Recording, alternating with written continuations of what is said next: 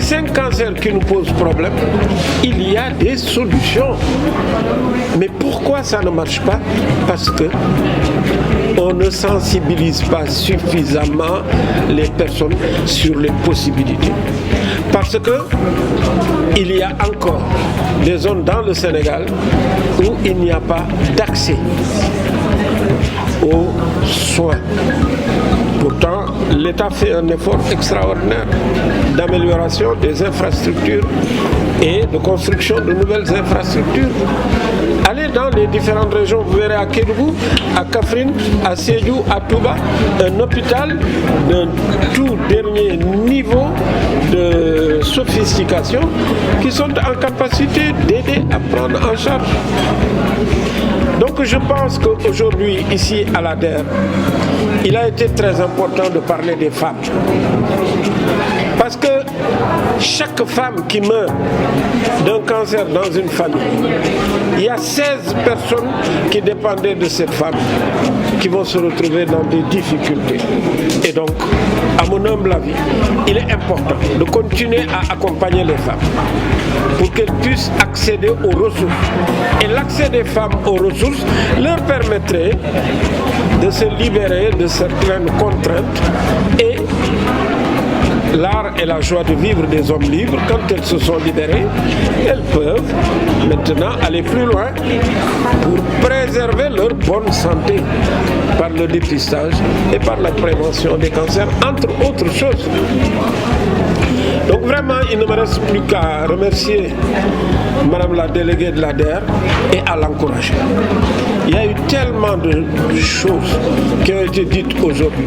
Je sais qu'elle a très bien entendu. Et je sais qu'on peut compter sur elle pour avancer.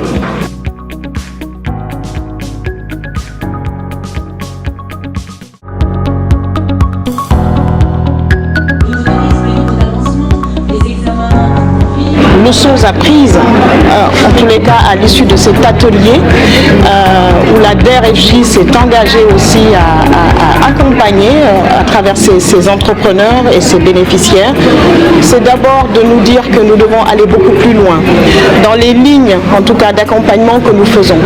Déjà pour les couches vulnérables, nous avons aujourd'hui entendu des témoignages qui nous permettent de dire au-delà de Maman Soleil qui sont des structures aujourd'hui, des associations qui sont des mamans, ce sont des mamans d'enfants avec un handicap ou avec le cancer, tout simplement.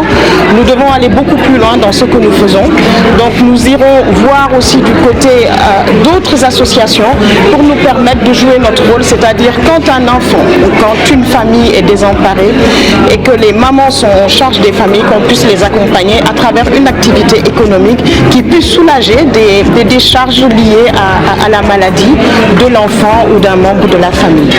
La deuxième autre leçon apprise, je pense que la DER/FJ a un fonds de soutien et ce fonds c'est à l'initiative du chef de l'État, un fonds de soutien pour la promotion de l'innovation où nous accompagnons beaucoup de start-up aujourd'hui. C'est pas loin de 560 start-up qui sont accompagnées, dont 340 qui ont été financées à date, où nous devons aussi susciter auprès des start-up que nous accompagnons justement, comment les susciter à aller aujourd'hui beaucoup plus loin sur la data, c'est-à-dire les données. C'est déjà aussi des solutions que ces startups peuvent apporter au domaine de la santé. Il y a la data, il y a aussi d'autres mesures, notamment sur la prévention.